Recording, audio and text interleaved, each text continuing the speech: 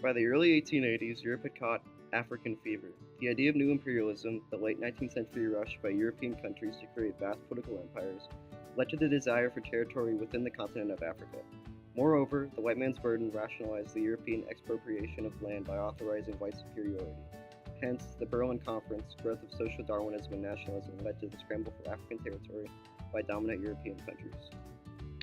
The causes for the imperialism in Africa include the immense potential for resources and labor. Moreover, the African skin color was seen as inferior and their culture needed white man's guidance. Hence, there was a frantic rush to plant European country flags on as many people and as much territory as possible. Throughout this period of time, developments in Darwin's theory of evolution began to apply to the idea of race. Rationalizing their superiority, white Europeans saw other races as inferior. The evolution of European views on race changed from religious to biological. Furthermore, the idea of the white man's burden by Rudyard Kipling is an exceptional example of Europeans' belief of white superiority.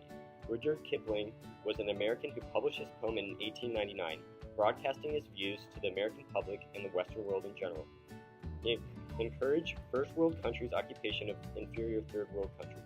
Moreover, his thought-provoking poem mentioned many of the ideas these Europeans had while conquering Africa.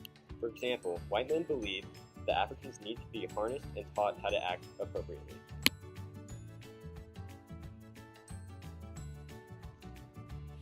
Using Europe's annexation of Asian territories beginning in the late 15th century, African imperialism consequently relates to it. Europe's search for foreign wealth and resources was used once again in late 1800s for African resources. Moreover, the sense of superiority to rationalize control found its application again.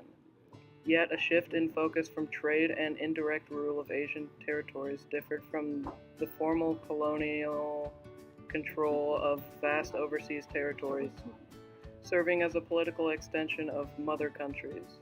Furthermore, the Berlin Conference saw rules established and limited warfare and bloodshed between the imperial powers. The imperial ambition stopped before a great European war. A new kind of imperialism exists today, differing from the type that plagued Africa. Modern imperialism takes the form of aggressive foreign policy, spreading democracy, and expanding corporations. Perhaps a trend that proves this is fact is that many textile companies follow poverty and use modern extortion on poor wage-earning people.